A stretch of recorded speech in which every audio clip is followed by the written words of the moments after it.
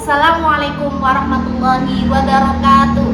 Perkenalkan, nama saya Novi Sinta Nur Cahya SPD, Guru Pendidikan Agama Islam dan Budi Pekerti di SMK Adias Pemalang, Kecamatan Pemalang, Kabupaten Pemalang, sekaligus mahasiswa PPG Darjat Batch 3 di LPTK UIN Salatiga. Saya akan melaksanakan praktik pembelajaran di SMK Adias Pemalang untuk uji kinerja pada kelas 11 dengan tema Cabang Iman, Memelihara Lisan.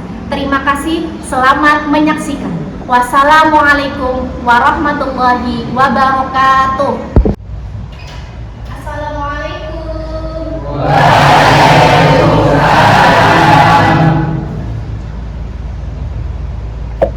Assalamualaikum warahmatullahi wabarakatuh.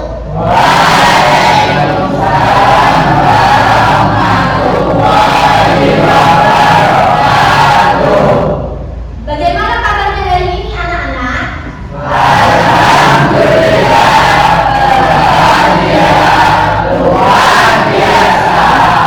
Sebelum mengawali pembelajaran pada pagi hari ini, alangkah baiknya kita berdoa terlebih dahulu.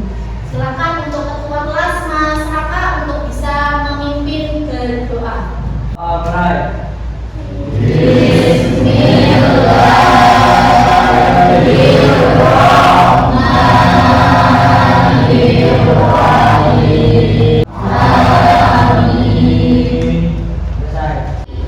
Ibu absen terlebih dahulu ya, biar tahu siapa yang tidak berangkat. Ade Ahmad Yusuf, Hadir. Adelia Pranitis, dari kelas 11 TJKT, semuanya berangkat semua ya. Mengecek kerapian anak-anak semua ya, dimulai dari baju yang kalian pakai, kira-kira sudah rapi semua belum? Kemudian barangkali di belakang ataupun di samping kanan kiri kalian ada sampah, bisa dilihat ya. Silakan sampahnya bisa diambil kemudian dibuang di tempat sampah. Oke? Sudah, kita akan menyanyikan lagu Indonesia Raya. Silakan anak-anakku untuk bisa berdiri semua. Kasih anak-anak bisa duduk kembali ya. Tentunya yang namanya motivasi untuk anak-anak semua, motivasinya untuklah ilmu hingga negeri Cina. Ada kata yang mengatakan itu. Jadi di sini saya berharap anak-anakku bisa semangat dalam menuntut ilmu, bisa semangat di dalam belajar ya. Kita mereview pembelajaran minggu lalu. Kita belajar tentang apa ya minggu lalu? Ada yang tahu tidak? Oh ya, monggo silakan. Mensyukuri nikmat.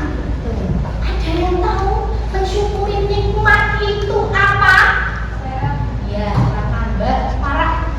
Mensyukuri nikmat adalah mensyukuri yang apa telah Allah berikan kepada kita. Contohnya, kita masih bisa sekolah, masih bisa bernafas dan nikmat sehat. Ya, ini tadi pertemuan kali ini bab cabang iman yang ketiga, yaitu memelihara lisan. Nah ini tujuan pembelajarannya itu apa? Menganalisis cabang iman itu memelihara lisan. Terus yang selanjutnya mempresentasikan tentang memelihara lisan sehingga dapat meyakini bahwa cabang iman tersebut adalah bagian dari ajaran agama. Yang terakhir itu adalah membiasakan sikap dan tanggung jawab memelihara lisan. Saya menggunakan model pembelajaran problem based learning dan dengan menggunakan metode diskusi kelompok, studi kasus, presentasi. Anak-anakku, silakan nanti ini ada 5 soal, pilihlah salah satu jawabannya benar. Bisa lewat platform. Sudah? Ada yang sudah selesai? Sudah. Oke. Kalian dapat berapa kira-kira? 1. Untuk kita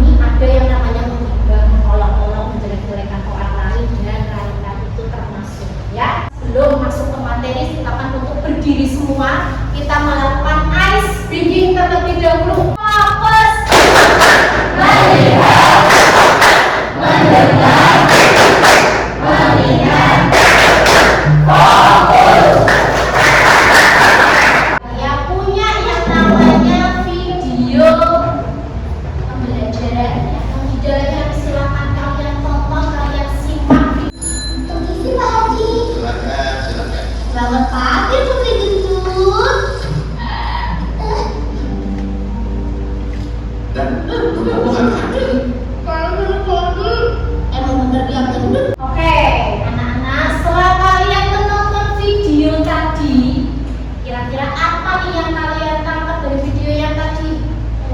Ya, Seorang anak yang kurang bisa menjaga lisannya karena ia suka mengejek temannya hingga temannya merasa tersinggung. ya. Jadi dalam video tadi itu bahwa kita dalam kehidupan sehari-hari itu harus bisa yang namanya menjaga lisan kita supaya apa? Jangan sampai lisan kita ini menyakiti hati orang lain. Kita masuk ke cabang iman yang ketiga, yaitu dari memelihara lisan itu apa? Dengan memelihara lisan atau hifzul lisan itu adalah tindakan menjaga atau mengendalikan ucapan kita dari perkataan-perkataan yang buruk. Bentuk-bentuk penyimpangan lisan. Tapi teman-teman juga ada yang sudah menyebutkan bentuk-bentuk penyimpangan lisan. Ya, yang pertama ghibah. Nah ini yang sering terjadi. Ghibah atau menggunjing itu adalah menceritakan aib atau keburukan orang lain di saat orang lain tersebut tidak ada. Yang kedua, namimah atau adu domba. Yang namanya adu domba itu ya ingin yang namanya antara satu kelompok dengan kelompok yang lain itu terjadi pecah belah. Tiga, ada yang namanya bohong atau biasa menyampaikan sesuatu yang tidak sesuai dengan kenyataan. Ini saya bagi kelompok ya.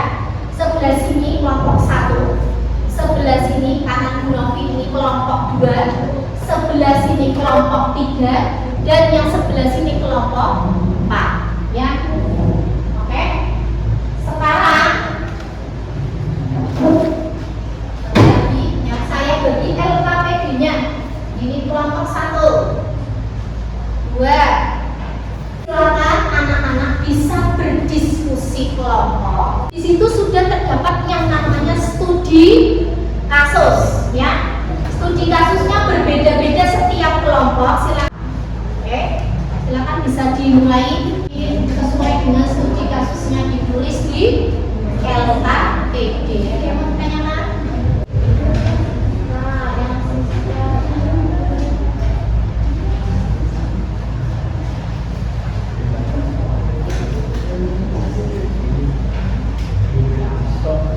ya, itu saja pertanyaannya. Kedua, aku memberikan pendapat, dan yang kedua memberikan solusi.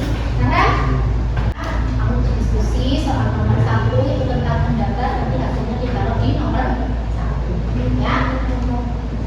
Ya, betul.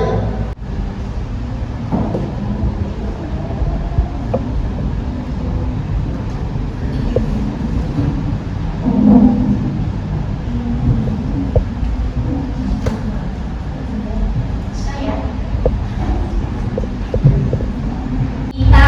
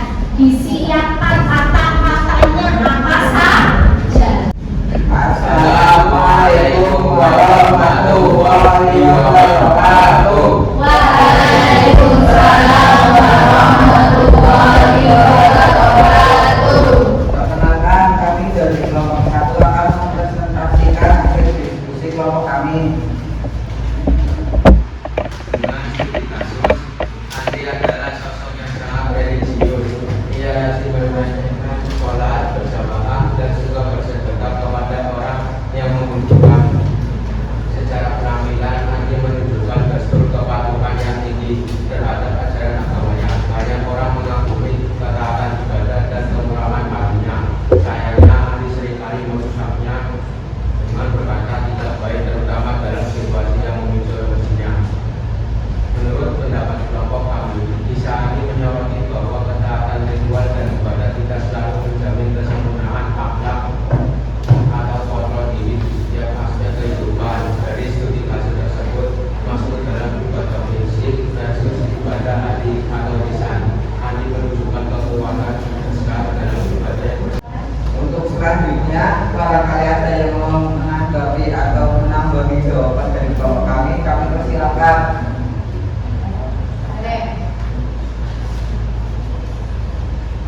Kami dari kelompok 3 mau menanggapi jawaban dari kelompok 1. Menurut kelompok kami, permasalahan dalam studi kasus tersebut manusiawi bagaimanapun Andi adalah manusia biasa. Kelemahan ini menunjukkan bahwa perjalanan spiritual adalah proses yang berkelanjutan, bukan tujuan yang sudah tercapai. Setiap orang memiliki ujian atau tantangan akhlaknya masing-masing dan menurut Andi, tantangan terbesarnya adalah mengendalikan lisan dan emosi. Terima kasih atas tanggapan kami. Sekian presentasi dari kelompok kami. Kami ucapkan terima kasih. Wassalamualaikum warahmatullahi wabarakatuh. Waalaikumsalam warahmatullahi wabarakatuh. Beri tepuk tangan untuk kelompok 1. Sekarang kelompok yang terakhir. Assalamualaikum warahmatullahi wabarakatuh. Perkenalkan, kami dari kelompok 4 akan mempresentasikan hasil diskusi kelompok kami. Dalam studi kasus, Siska melihat dugaan bahwa seorang tokoh politik yang ia tidak sukai. Karena kesal, Siska menulis komentar keras yang menuduh tokoh tersebut terlibat dalam semacam korupsi. Padahal Siska sama sekali tidak memiliki bukti dan hanya berdasarkan prinsip yang pernah dia baca sekali. Komentar tersebut menjadi viral dan menimbulkan kerugian besar. Menurut pendapat kelompok kami, kasus ini mengarah pada dosa lisan, fitnah atau hutang, dan bagaimana lisan di media sosial telah memiliki pertanggungjawaban di hadapan dugaan melanggar prinsip Allah saja. Barangkali ada yang mau menanggapi atau menambahi jawaban dari kelompok kami persilakan. Terima kasih atas kesempatannya. Kami dari kelompok 1 akan menambahi jawaban dari kelompok 4 sudah berulang sesuai. Namun kami ingin menambahi jawabannya sedikit. Menurut kami, siswa juga harus bisa menjaga sikap dan mengelola emosi agar tidak sembarangan dalam berkomentar kepada orang lain. Sekian presentasi dari kelompok kami ucapkan terima kasih. Wassalamualaikum warahmatullahi wabarakatuh.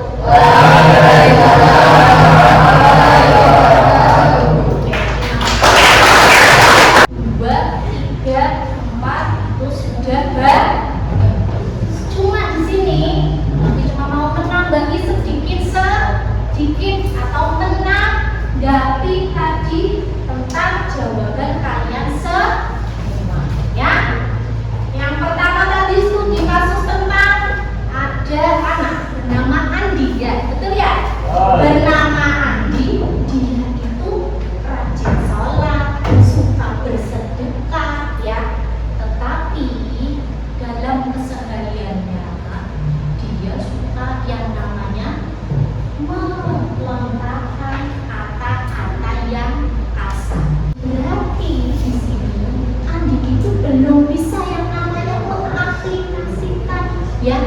Dia rajin sholat, rajin sedekah, tapi dalam kesehariannya Andi ini, ya, itu kurang bisa yang namanya menjaga lisannya. Ya, di sini ada postes, ya. Postes ini itu sudah ada yang namanya perintahnya. Berilah tanda silang huruf A, B, C, D atau E di depan dengan jawaban yang benar. Nah, ini silakan nanti kalian pilih salah satu. Kemudian juga ada soal esainya atau uraiannya. Jangan lupa diisi nama, nomor absennya, kemudian kelasnya kelas berapa. Kurang nggak? Kurang satu. Ini pas, kurang ya. Ya, udah semua ya. Silakan dikumpulkan anak-anak. Ya. Istilah dalam ajaran Islam yang merujuk pada perbuatan, membicarakan keburukan atau aib orang lain di saat orang tersebut tidak hadir. Itu termasuk apa? Asingkan dia jawabannya termasuk apa? Gibah. Betul. Kira-kira ada yang menjawab gibah nggak? Ada. Ada lembar refleksi terlebih dahulu. Ini ya. Lembar refleksi ini nanti kalian silakan ya. Ini kalian pilih kira-kira selama pembelajaran dari awal sampai akhir ini suasana hatinya itu bagaimana? Ya, senang, biasa saja atau sedih? Oke, sudah diisi. Nah, di sini banyaknya mengisi happy, alhamdulillah, happy, anak ya. Ini saya punya yang namanya kata-kata. Keselamatan manusia itu terletak dalam menjaga lisan. Jadi saya katakan anak-anakku dalam pembelajaran kali ini dari awal sampai akhir supaya anak-anak bisa belajar, bisa yang namanya menjaga lisan. Untuk kesimpulannya pada pembelajaran kali ini yaitu seorang muslim yang berhasil tadi menjaga lisannya berarti telah sukses mengendalikan hawa nafsu terbesarnya dan menuntun dirinya menuju pribadi yang berakhlak mulia. Untuk materi minggu depan itu nanti kita akan membahas bab masih sama cabang iman, tapi cabang iman yang keempat yaitu menutupi aib orang lain. Ya, semuanya paham? Saya ucapkan terima kasih untuk semuanya. Ya, terima kasih sudah bekerja sama dari awal pembelajaran sampai dengan sekarang. Semoga apa yang kita dapatkan hari ini bisa bermanfaat untuk kita sendiri dan juga untuk orang lain. Silakan anak-anak berkemas-kemas, ya, bukunya dimasukkan, kemudian kita berdoa. Ya. Untuk siap.